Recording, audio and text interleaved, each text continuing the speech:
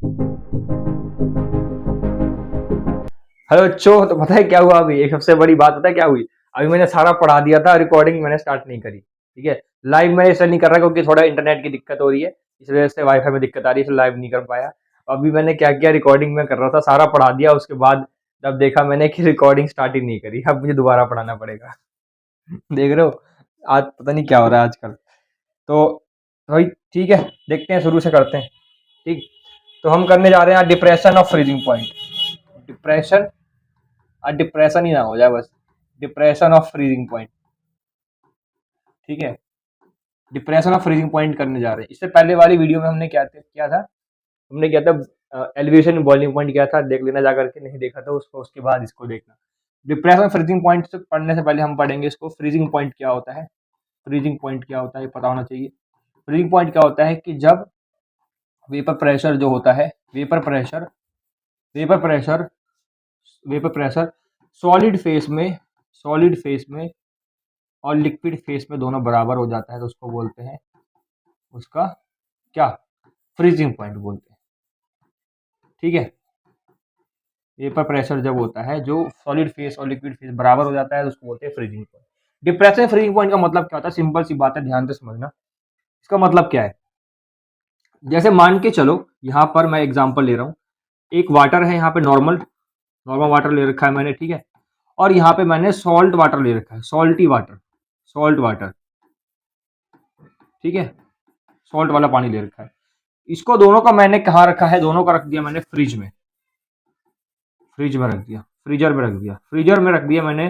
तो कौन सा फास्ट जमेगा, बताओ, कौन सा जल्दी जमेगा, कौन सा फास्ट फ्रीज होगा, बताओ। तो सिंपल सा इसका आंसर ये है कि जो हमने फ्रीजर में रखा है, दोनों में से वो जल्दी जमेगा जिसमें नॉर्मल पानी वाला जल्दी जमेगा, और सॉल्ट वाटर वाला जिसमें सॉल्यूट डाल रखा है, उसका फ्रीजिंग पॉइंट कम हो जाएगा, वो लेट जमेगा।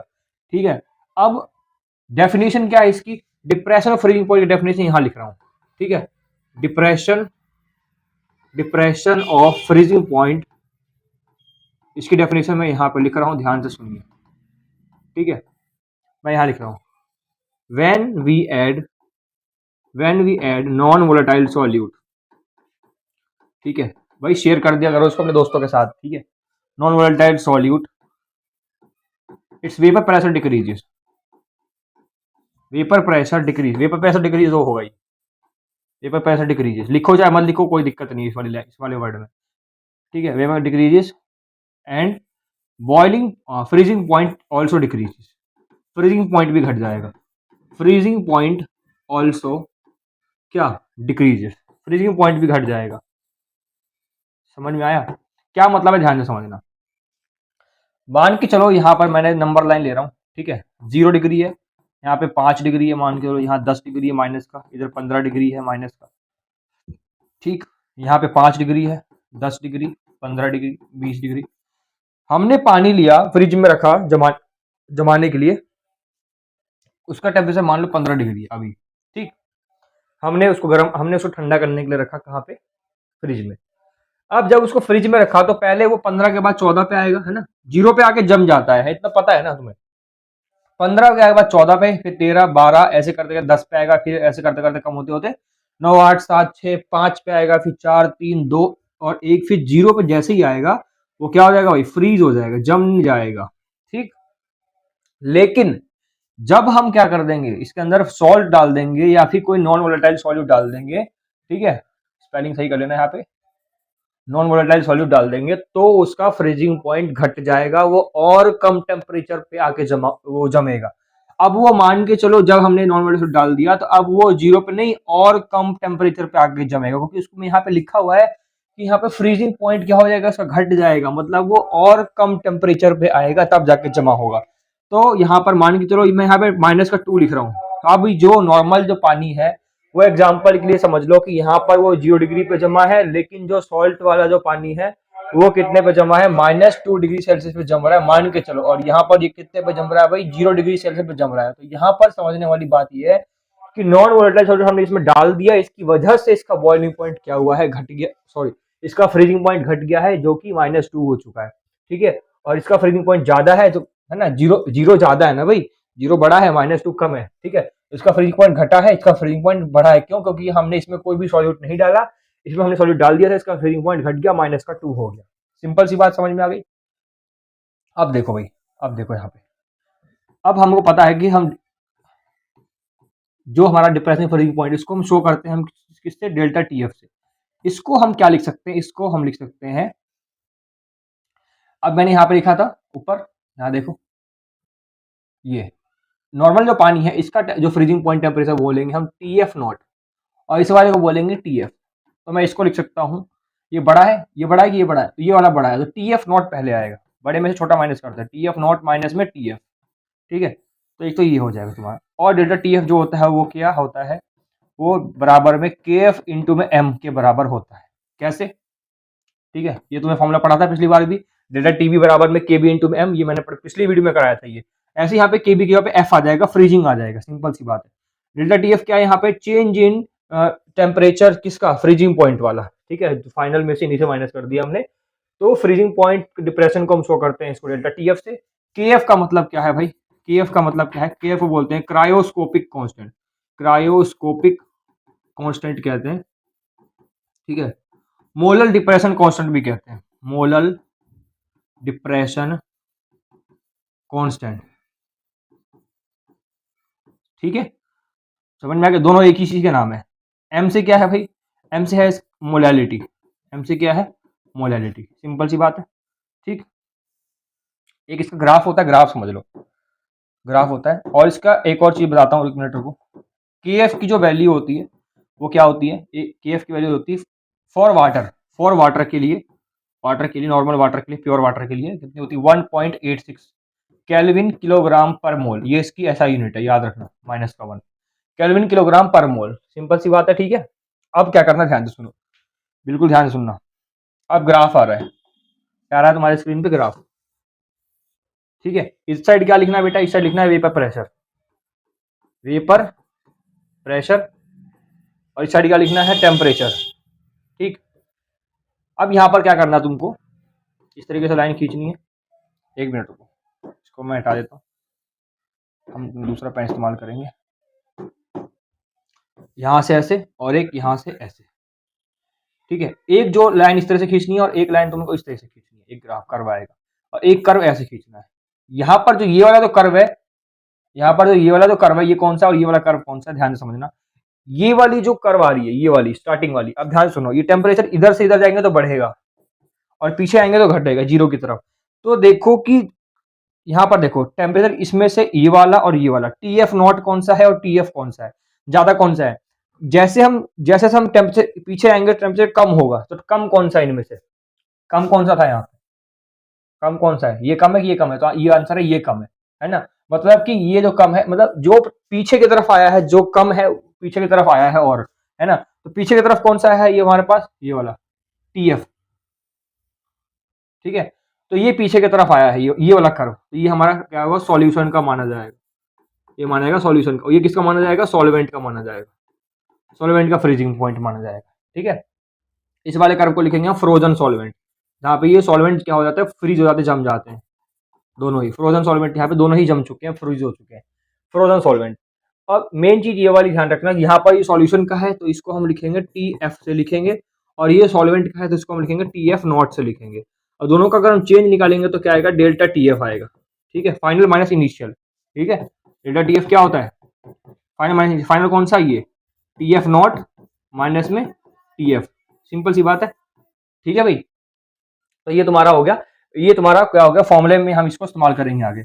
अब देखो न्यूमेरिकल कैसे करना है, न्यूमेरिकल कहाँ है भाई, हमारा न्यूमेरिकल कहाँ है, ये रहा आ जाओ भाई, ये न्यूमेरिकल है। यहाँ पर क्या 45 ग्राम इथाइल ग्लाइकोल है, ठीक है। पता तुम्हें, पूरा पढ़ा दिया मैंने, पढ़ाने के बाद हो रहा है, देख रहे हो मेरे दिमाग पता नहीं क्या हुआ, तुम्हें बता नहीं सकता मैं। उसके बाद देखो, कोई बात नहीं, छोड़ो। 45 gram ethyl glycol mix with 600 gram of water. तो क्वेश्चन हमारा एग्जाम्पल है, कौन सा एग्जाम्पल है, 1.9, पुरानी किताब में 1.2.9 होगा, ठीक है।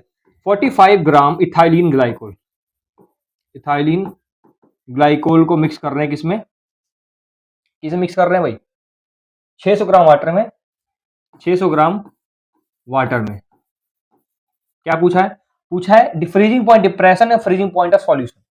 बोल रहा है फ्रीजिंग पॉइंट डिप्रेशन बताओ, मतलब डेल्टा टीएफ पूछ रहा है। और पूछा है फ्रीजिंग पॉइंट सॉल्यूशन का, सॉल्यूशन का फ्रीजिंग पॉइंट को क्या बोलते हैं, ये नहीं, ये नहीं, ये तो सॉल्वेंट का है, ये बोलते हैं टीएफ। ठीक है, यहाँ पर टी नॉट एफ क्या है, freezing point of pure solvent, और टीएफ क्या है, फ्रीजिंग पॉइंट ऑफ सॉल्यूशन, लिख लेना। ठीक है, ठीक है। और टीएफ हमने डेल्टा टीएफ निकालना, फॉर्मूला क्या है, डेल्टा टीएफ बराबर में के एफ इंटू में एम। ठीक है, हम इसको करने जा रहे हैं, ध्यान से सुनो। डेल्टा टीएफ निकालना है हमको, डेल्टा टीएफ बराबर में के एफ की वैल्यू 1.86 होती है, पता है हमको, है ना, वाटर के लिए दिया हो तो भी ठीक, नहीं दिया तो लगा लेना अपने आप।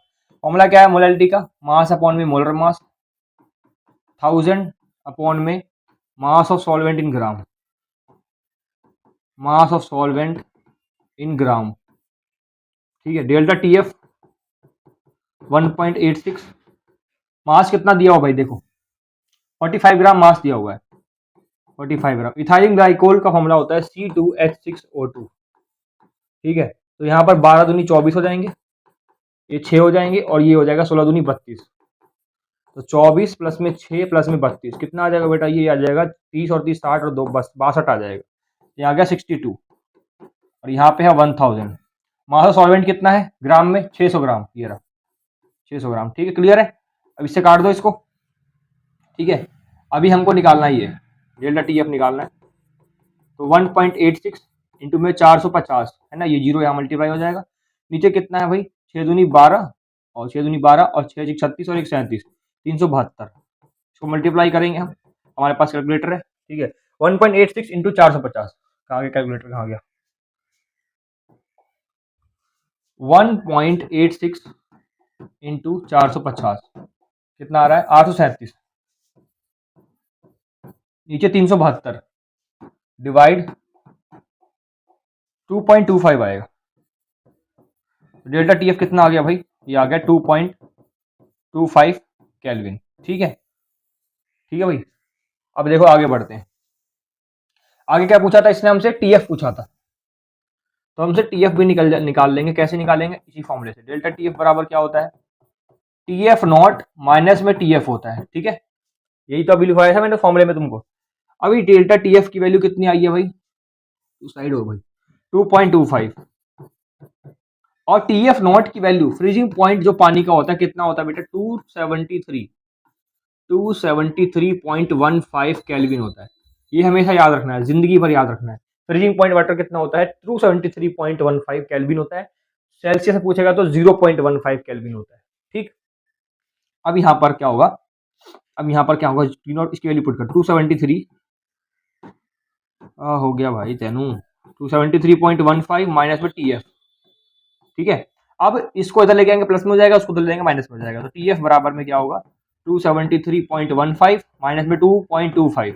ठीक है, टीएफ कितना आ जाएगा, अब हम माइनस करते हैं, 273.15 माइनस में 2.25, 270.9। ठीक है, क्या आ रहा है इसका, चेक कर लो, आ गया, गलत आ रहा है क्या, नहीं सही तो आ रहा है, 270.9 सही तो आ रहा है भाई। ठीक है, तो ये आंसर है हमारा, बिल्कुल करेक्ट है। ठीक है, समझ में आ गया, आगे बढ़ते हैं। देखो हम अपना अगला पेज ले लेते हैं। देखो अगले क्वेश्चन में क्या बोल रहा है, 1 ग्राम नॉर्मल इलेक्ट्रोलाइट सॉल्यूशन डिसॉल्व कर रहे हैं 50 ग्राम बेंजीन में। तुम्हारे पास किताब वो भी देख लेना। 1 ग्राम सॉल्यूट को डिसॉल्व कर रहे हैं किसमें भाई, 50 ग्राम बेंजीन के अंदर डिसॉल्व कर रहे हैं। ठीक है, ये सॉल्वेंट है हमारा एक तरह का।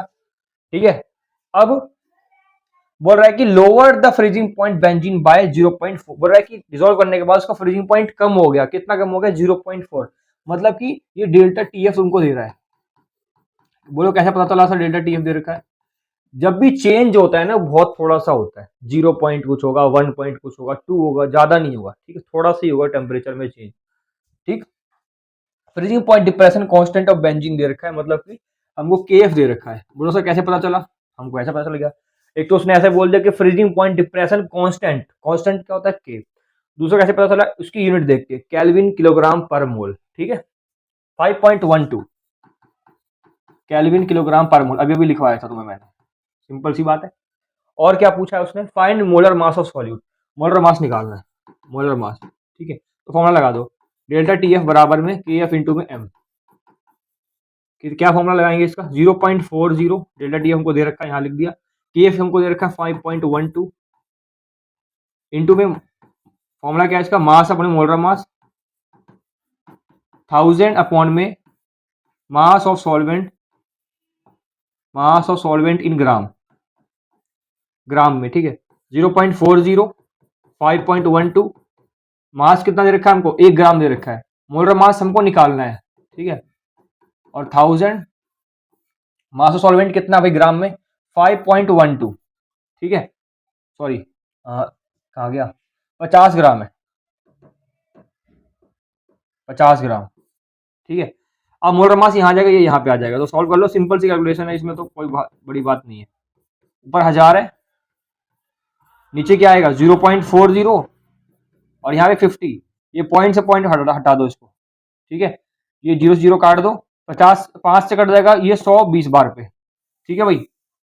तो सॉल्व करेंगे इसको आगे हम, 512 इंटू में 20, नीचे कितना है 40, 20 से कट जाएगा ये 2 बार पे, और 2 से इसको काटोगे तो 512 डिवाइड में 2, तो मोलर मास कितना आ गया, ये आ गया 256, डिवाइड कर लेना, 256 आएगा, 256 ग्राम पर मोल, ठीक है। तो ये हमारा करेक्ट आंसर है, ठीक है भाई, समझ में आ गया सभी को। तो ये हमारे कुछ इंपॉर्टेंट टॉपिक थे और न्यूमेरिकल थे, इसके बेस पे क्वेश्चन आते हैं। हम और भी क्वेश्चन करेंगे, जेई के क्वेश्चन भी करेंगे, नीट के भी करेंगे, बाद में करेंगे। वेंट फैक्टर के बेस पे भी डिप्रेशन फ्रीजिंग पॉइंट पूछ सकता है, तो वो भी हम करेंगे, बाद में करेंगे। पहले हमारा टॉपिक कंप्लीट हो जाए, इसके बाद हम करेंगे ऑस्मोटिक प्रेशर, ठीक है, लास्ट कोलिगेटिव प्रॉपर्टी है, उसके बाद हम और भी क्वेश्चन करेंगे। समझ में आ गया। तो आज के लिए बस इतना ही।